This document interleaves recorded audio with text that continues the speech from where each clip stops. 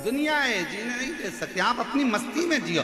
60 साल के हो गए, 65 साल के हो गए, 70 साल के हो गए, सोच के बैठ गए अब हमारा तो जीवन निकल गया, अब हमारा। अरे मरने की आखिरी घड़ी तक तुम्हारी जिंदगी में तुम्हारे चेहरे पर मुस्कुराहट होना चाहिए, तुम्हारी स्माइल होना चाहिए और तुम्हारा जीवन आनंदित होना चाहिए। आग लगे बस्ती में अपन रहो। और अगर कोई तुमसे कह भी दे तो वो एक डायलॉग मारा था ना, वो मुंबई के कलाकारों ने, बुढ़ा तेरा बाप। अभी कोई अपन बुजुर्ग है। शिव को पाने की कोई उम्र नहीं है, शंकर को पाने की कोई अवस्था नहीं, शिव को पाने की कोई उम्र नहीं। और शंभो शरणे पड़ी मांगू घड़ी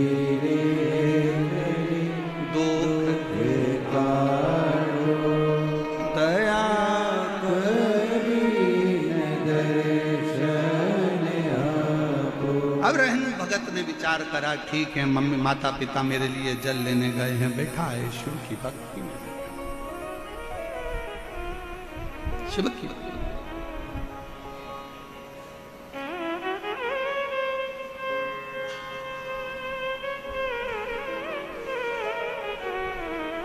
आया ये रेणु भगत के पास। नेत्र नहीं है, आंखों से दिखता नहीं, नयन नहीं है, आंखों से दिखता नहीं।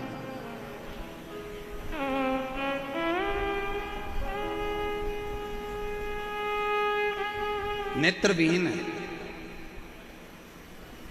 देख नहीं सकता।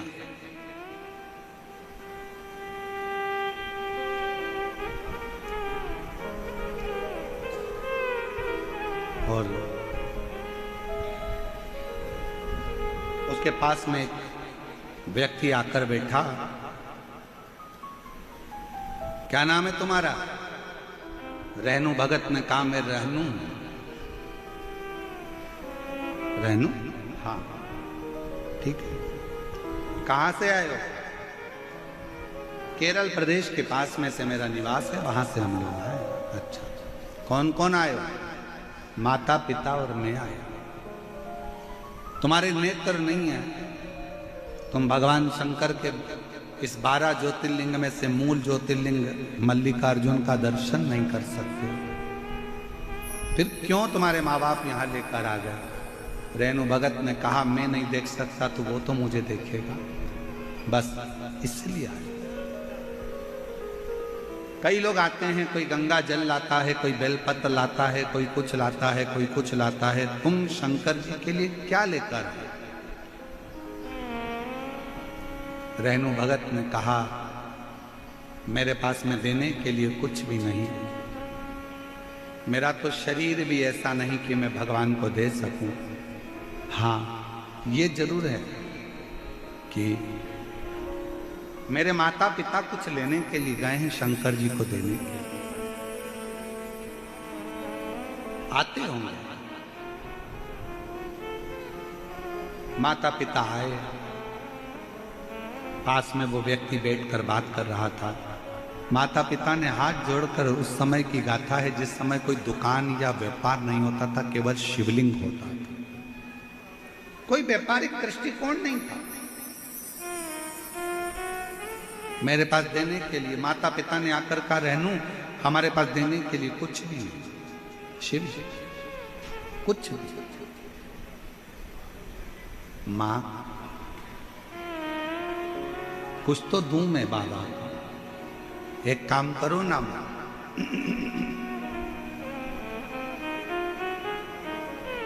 आपके पास देने के लिए कुछ नहीं है और मेरी आंखें नहीं है, मुझको शिव को ही ना दे दो, शंकर को।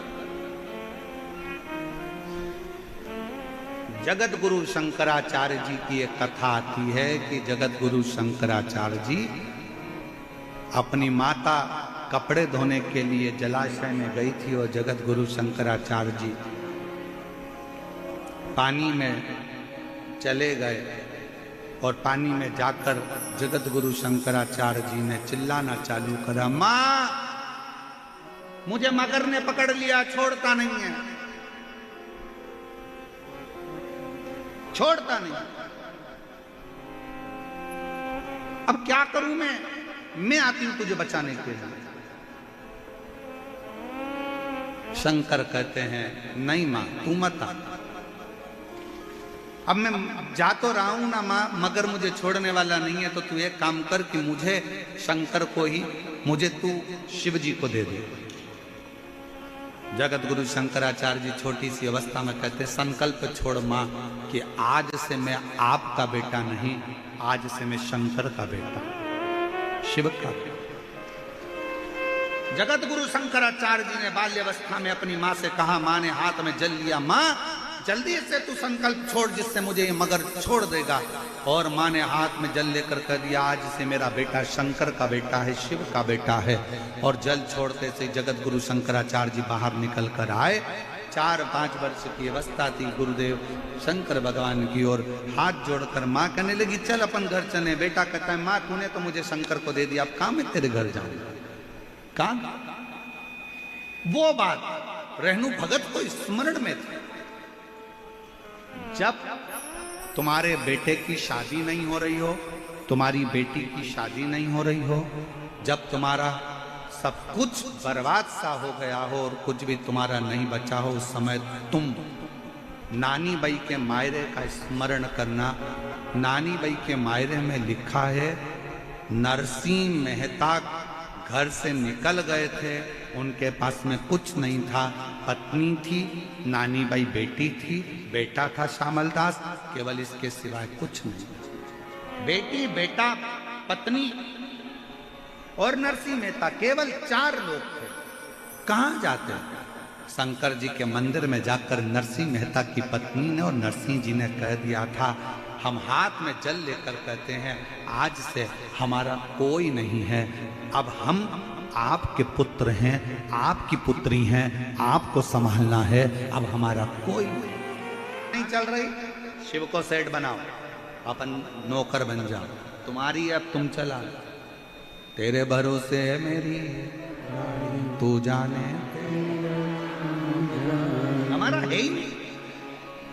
किसका है? शंकर जी। मां देने के लिए कुछ नहीं है। रहनु ने कहा कि मुझे शिव को दे दो, मुझे शिव, हमारा कुछ है ही नहीं।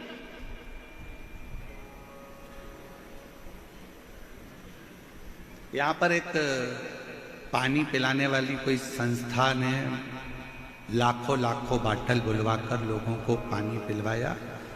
छोटी छोटी बाटल बांटते रहे, समिति तो बांट ही रही थी, साथ में वो मैं अनिल संत जी हमको मिलने के लिए जब आए तो मैं अनिल संत जी को बहुत धन्यवाद दूंगा इस चीज के लिए। अनिल संत जी ने एक बात कही, गुरुदेव हमने कहा कि जयपुर के लोग शिव भक्तों को पानी वगैरह पिला रहे हैं, तो अनिल संत जी ने जो शब्द कहा, मैं अनिल संत जी को इसके लिए धन्यवाद देता। अनिल संत जी बोले कि गुरुदेव हमारा जयपुर का एक एक बच्चा और हमारे जयपुर का एक एक व्यापारी और हमारे जयपुर का चाहे छोटा व्यक्ति हो बड़ा व्यक्ति हो, जिससे जितनी सेवा बन, व्यक्ति सेवा में लगा है, हर व्यक्ति।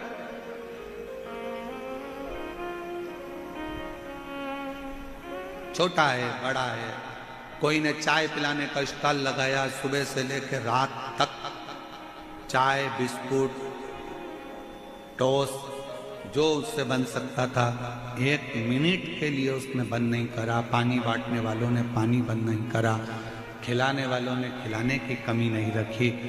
इतनी कृपा, बहुत बहुत जयपुर वालों, गजब की तुम्हारी भक्ति है जो तुम लोगों ने इतनी सेवा की। धन्य साधुता, साधु। और यहाँ की सरकार को, यहाँ की प्रशासन को, पुलिस प्रशासन को, यहाँ के आईजी, डीआईजी, कमिश्नर, यहाँ के कलेक्टर, यहाँ की एसपी, एसएसपी, एसडीएम, तहसीलदार, टीआई, यहाँ के एक एक पुलिस कांस्टेबल को मैं धन्यवाद दूंगा। पूरी रात जागकर आप लोगों ने ऐसी सेवा करी है कि भक्तों को संभालना और उसकी व्यवस्था साधुता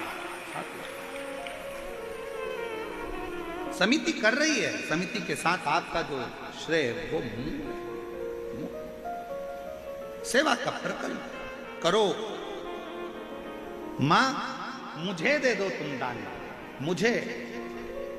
मां कहती ऐसे कोई होता है कि अपने बेटे को मैं दे दूं, तेरी आंखों से दिखता नहीं, कौन तुझे संभालेगा, कौन तुझे साधेगा, कौन संभालेगा।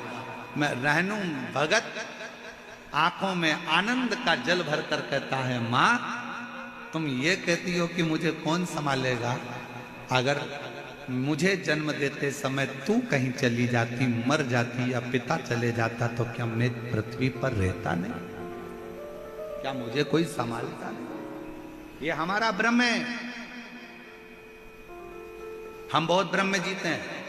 कई माताएं कह देती है जिस दिन मैं मर जाऊंगी तो आटे दाल का भाव मालूम पड़ जाएगा, तो कह दो अपनी सास से मर जा। हम भी तो देखें आटे दाल का भाव कैसे मालूम पड़ता। ये बात कहना बंद कर दो कि मैं हूं तो घर चल रहा है, मैं चला रहा हूं तो काम हो रहा है, मैं नहीं होता तो कथा नहीं होती, मैं नहीं करवाता तो ये कथा कौन करवाता, मैं नहीं होता तो फैक्ट्री कौन चलाता, मैं नहीं होता तो दुकान नहीं चलती, मैं नहीं होता तो घर का काम नहीं होता, मैं नहीं होती तो इतने मेहमानों का खाना नहीं बनता। फालतू की बात है। करते हो भोल कौन करेगा। मैं इस चीज के लिए अनिल संत जी को बहुत धन्यवाद देता हूं कि आपकी बुद्धि में, आपके विवेक में ये बात आई कि ये कोई नहीं कर रहा है। यहाँ तो सब पूरा जयपुर वासी सब मिलकर कर रहे हैं। और ये कथा किसी एक की नहीं, ये कथा स्वयं ही सरगोरा कथा पूरे जयपुर वालों की कथा है, जिसको जयपुर वालों सब हमारी सामर्थ्यता। एक पत्र है, अच्छा है।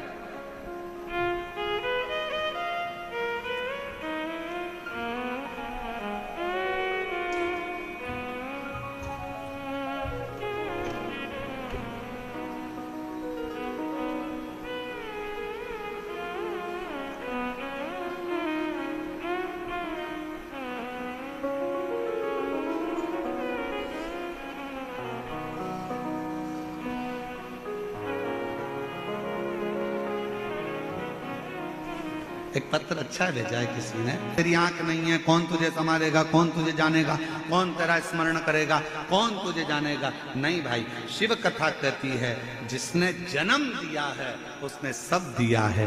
जन्म से पहले माँ के स्तनों में दूध देता है कि तू खा नहीं सकता, तेरा पेट भर दिया जाएगा। ऊपर से तू कमाकर धन लेकर नहीं आता, नीचे तेरे माँ बाप तुझे धन देते हैं, घर देते हैं, पाल पोस कर बड़ा करते हैं, उन्नति करते हैं। सब कुछ तेरे जन्म से पहले माँ के गर्भ में जब आया, तेरी संपूर्ण व्यवस्था देवाधिदेव महादेव ने कर दी और चिंता करने की जरूरत नहीं है। जन्म भी वही निभाता है और मरण भी वही निभाता है। तू उसके आश्रित, तो उसके आश्रित।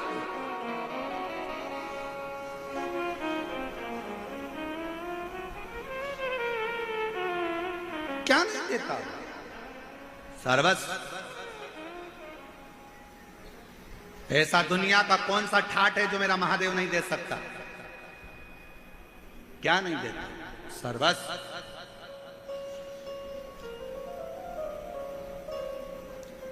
तो क्यों चिंता करें? मां मुझे दे दे मल्लिकार्जुन को। रेणु भगत को मां ने हाथ में संकल्प लेकर रोती हुई मां अपने बेटे की जिद के आगे हार गई। रेणु को दे दिया, मल्लिकार्जुन को। बाहर बैठा रहता, लोग उसको नेत्रों से विहीन जानकर भीख देकर चले गए। उसको भिखारी समझते, भिक्षुक, उसको भिखारी समझ रहे, भिक्षुक समझ रहे, भिखारी।